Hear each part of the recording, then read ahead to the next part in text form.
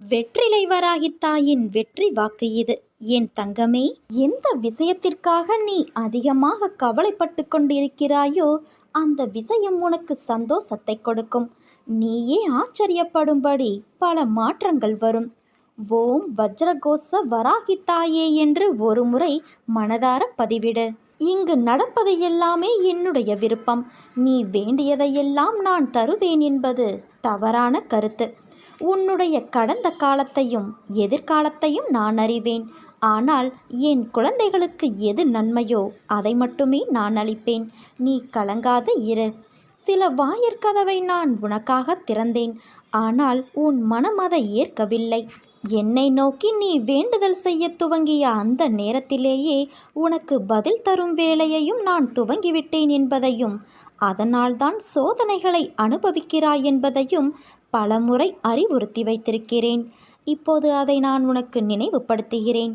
தாமதமானாலும் தப்பாமல் கிடைக்கும் என் குழந்தையே. பயப்படாதே, நான் உன்னோடு தான் இருக்கிறேன்.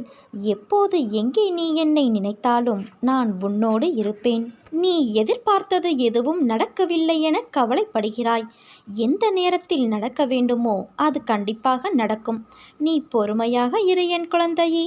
உன் முயற்சிக்கான பலன் நிச்சயம் கிடைக்கும். உன்னை உன் அன்னையான நான் கவனித்து கொண்டுதான் வருகிறேன். உன்னால் கடவுளாக இன்றைக்கு நான் வணங்கப்படுகிறேன். நான் கடவுள் என்பதும் வாஸ்தவம்தான். ஆனால் அந்த நிலையை மக்களுக்கு உணர்த்துவதற்குள் நான் எவ்வளவு பாடுபட்டேன் என்பதை நினைத்துப்பார். ஒன்றை இழக்காமல் வேறு ஒன்றை பெற முடியாது என்பார்கள். நானும் இதற்கு விதிவிலக்கு அல்ல. நீ எந்த ஒன்றையும் இழக்காமல் மேலும் மேலும் கொடுப்பதற்காகவே இன்றைக்கு உன்னிடம் இருப்பதை நான் எடுத்துக்கொண்டு ஒளித்து வைத்திருக்கின்றேன். இதை நன்றாக புரிந்து கொள் குழந்தையே. யாரேனும் ஒருவர் தன்னை என் குழந்தையாக பாவித்து என்னிடம் வேண்டிய அளவு சரணடைந்து அந்த சரணாகதியை முழுமையானதாக செய்து கொள்ள முயற்சிகள் முழுவதும் எடுத்துக்கொண்டு விட்டால் நான் அவருடைய எல்லா சுமைகளையும் ஏற்க முன்வந்து அந்த பக்தரை உண்மையிலேயே என் குழந்தையாக ஆக்கிக்கொள்வேன். அதாவது அவனுடைய பொறுப்புகள் யாவற்றையும் நானே ஏற்றுக்கொள்வேன். ஒருவன் காண்பது என்னை மட்டுமே. என்னை பற்றிய பேச்சுக்களையே செவி மடிப்பினும் என்னிடம் மட்டும் பக்தி கொள்வானாயினும் ஒருவன் முழு மனதோடு என்னை நாடி என்னிடமே நிலைத்து இருப்பின் அவன் உடல் ஆன்மா இரண்டை பற்றியும் எந்தவித கவலையும் கொள்ள தேவையில்லை.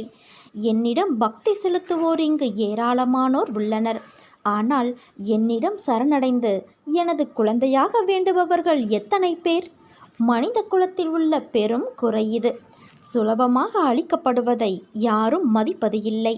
தாம் குழந்தைகளுக்கு அமானுஷ்யமான அதிசயத்தக்க உதவி நான் அளித்த நூற்றுக்கணக்கான சம்பவங்களுக்கு பிறகும் விசுவாசம் ஏற்படவில்லை என்பது ஆச்சரியமாக உள்ளது.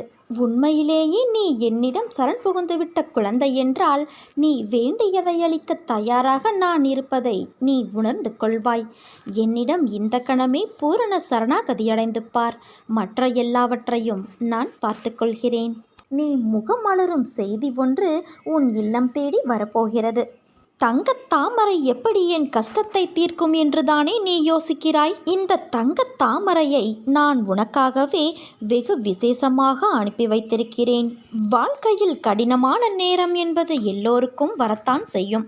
அதற்காக சோர்வடைந்து இந்த வாழ்க்கையே வேண்டாம் என்று நினைத்தால் பூமியில் ஒருவர் கூட இருக்க மாட்டார்கள். இருளில்தான் மின்மினி பூச்சியின் வெளிச்சம் நமக்கு தெரியும், பகலில் தெரிவது இல்லை. அதே வெளிச்சம் என்ற சந்தோஷமான நேரம் வாழ்க்கை அழகாக இனிமையாக இருக்கும். ஆனால் வாழ்க்கையின் படிப்பை வெளிச்சத்தில் நீ உணர மாட்டாய். இருளில் அலைந்து அதை நீ உணரும்போதுதான் வாழ்க்கை என்ற ஆத்ம வெளிச்சம் என்ன என்பதை நீ உணர்வாய். வாழ்க்கையில் உன் மனதிற்கு பயம் தோன்றும் நேரம் உன் எதிர்மறை எண்ணங்களால் மட்டுமே. வாழ்க்கையை நினைத்து அதன் பொறுப்பை நினைத்து அது சரியாக நடக்குமா என்ற பயம், அதுவே உன் வேலையில் தடங்களை ஏற்படுத்துகிறது. இனிமேல் பயப்படாதே குழந்தையே. உன்னை தேடி வந்த வாய்ப்புகள் இது. எல்லாம் உன் அன்னையான நான் உனக்கு கொடுத்த வாய்ப்புகள். அதை நீ மனதார ஏற்றுக்கொள். நிச்சயம் அதில் நீ வெற்றி பெறுவாய். உனக்கான வாயிற்படியை நான் உனக்கு கொடுத்துவிட்டேன். அதில் பயணிக்க நீ தயாராக இரு. உனக்கான பக்கபலமாய் உன் கையை பிடித்து உனக்கான வாழ்க்கையை நான் பிரகாசமாக்குவேன். என் பரிபூரண அருளும் ஆசியும் அன்பும் பெற்ற என் செல்ல குழந்தையல்லவா நீ? உனக்கு எதிராக எத்தனை பேர் செயல்படுகிறார்கள் என்பதை பற்றி நீ பொருட்படுத்தாதே. மனதை குழப்பும் பிரச்சனை விரைவில் சரியாகிவிடும் என்று மனதில் சொல்லிவிட்டு வேலையை பார். விரைவில் அதிசயம் நடக்கும். ஏற்பட போகும் அதிசயங்களுக்கு நன்றி என்று ஆழமாக சொல்லிக்கொண்டே இருந்தால் போதும்.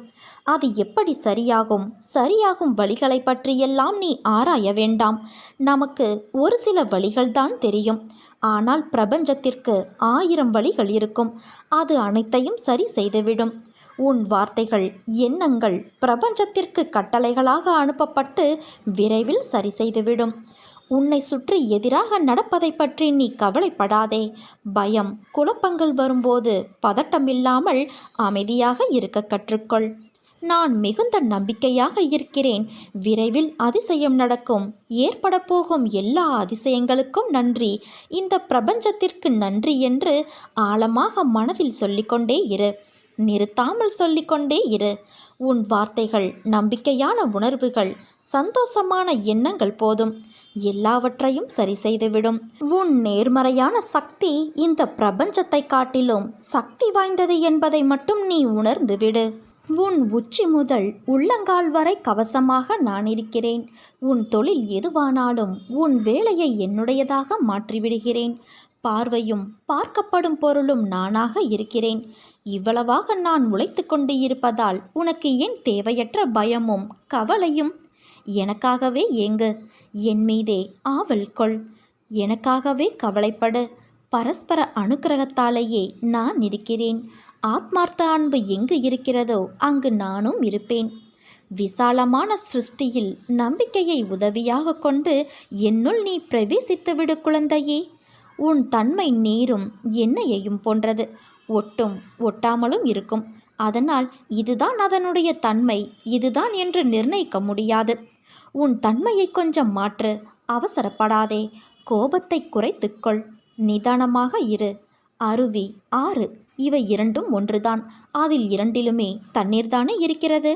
ஆனால் அது ஏன் அருவி, இது ஏன் ஆறு என்கிறாயா? அருவி என்பது நாம் தலைமேல் ஆர்ப்பரித்து கொட்டும் தண்ணீர்.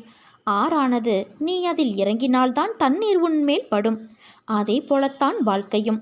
பொறுமை, நம்பிக்கை, நிதானம், சகிப்புத்தன்மை இவற்றை நீ கையாண்டால் உன் மனதில் அமைதி, நிம்மதி, சந்தோஷம் அருவியாக உன் வாழ்க்கையில் கொட்டும். நிதானம் இல்லாமல் இருந்தால் ஆற்றில் நீ நனைந்து போக மூழ்குவாய். அது போலத்தான் வாழ்க்கையிலும். அதனால் கவனமாக நடந்து கொள் குழந்தையே. தவறு செய்வது இயல்புதான். ஆனால் அதை திருத்தி செய்த தவறை ஒப்புக்கொண்டால் வாழ்க்கையில் வசந்தமாய் இருக்கும். எப்போதும் உனக்கு துணையாக உன் அன்னையான நான் இருப்பேன் என் குழந்தையே. உன்னை பல பேர் ஏமாற்றியிருந்தாலும் நீ அயர்ந்து போகாதே. எத்தனை இழப்புகள் வந்தாலும் சோர்ந்து போகாதே.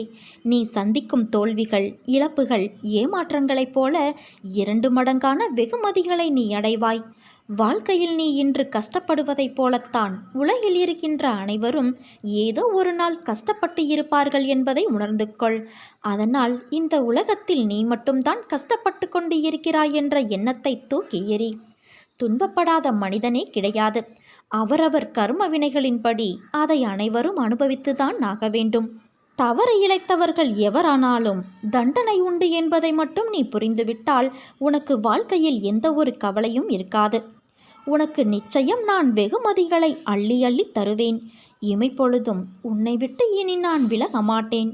இழந்தது இழந்ததாகவே இருக்கட்டும்.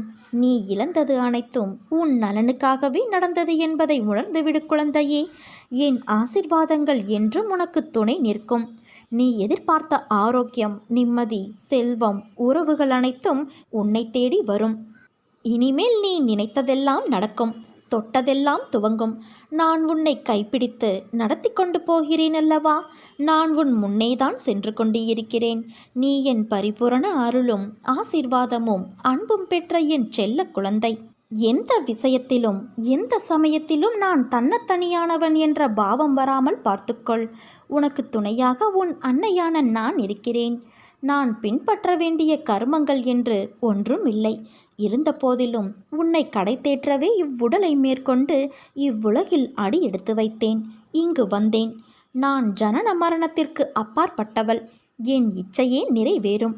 என்னை ஆராதிப்பவர் இருக்கும் வரை என் அனுபூதிகள் தோன்றிக்கொண்டே இருக்கும். நான் இருக்கிறேன் என்ற உண்மையை தெரிவிக்கும். என் கதைகளை வெறும் கதைகளாக நினைக்காதே. அவற்றை என் உண்மை வடிவம் என்றே கருதிப்பார். உன் பாவனை ஏதாக இருக்குமோ அதற்கேற்ற பலனையே நீ பெறுவாய். என்னை யார் எப்படி ஆராதிக்கிறார்களோ அப்படிப்பட்ட பலனே அவர்களுக்கு கிடைக்கும். வாழ்க்கையில் சில நினைவுகள் மனதை ரணப்படுத்தும். சில நிகழ்வுகள் மனதிற்கு வருடலான சந்தோஷத்தையும் நிம்மதியையும் கொடுக்கும். மனதிற்கு நிம்மதி தரும்போது அது ஒன்றும் தெரியாது. இதுவே குழப்பத்தில் உன்னை சுற்றி என்ன நடக்கிறது என்பதை கூட உன்னால் அறியாத நிலையை உணர்வாய். அந்த சூழ்நிலையில் உன் அருகிலேயே நான் உனக்காக இருப்பேன். உனக்கான நல்லதை மட்டும்தான் செய்வேன். உனக்கும் உன் குடும்பத்தினருக்கும் எல்லாம் வந்து சேரும் குழந்தையே. உனக்கான காலம் வந்து விட்டது. எல்லாம் நல்லதாய் நடக்கும். உன் வாழ்க்கை நல்லபடியாக அமையும். நீ எதற்கும் கலங்கக்கூடாது. உனக்கு உலகமாக உன் அன்னையான நான் இருக்கிறேன். உனக்கு எதுவும் நேரவிட மாட்டேன். என் ஆசிர்வாதத்தோடு கூடிய அன்பு உனக்கும் உன் குடும்பத்தினருக்கும் என் கரங்களால் நான் வழங்கப் போகிறேன். நம்பிக்கையோடு கூடிய பொறுமையாக காத்து கொண்டு இரு. என் அருகில் நீ எப்போதும் இருப்பாய். பயப்படாதே தங்கமே. எதற்கும் எல்லாம் உன் அன்னையான நான் பொறுப்பு. நிச்சயம் உன்னை நான் கரை சேர்ப்பேன். நானே கதியின்றி இருக்கும் உன்னை எப்படி பாதியில் விடுவேன்? இன்னும் சிறிது காலத்தில் நீ எதிர்பார்த்தது உன் கையில் வந்து சேரும். நீ கவலைப்படாதே.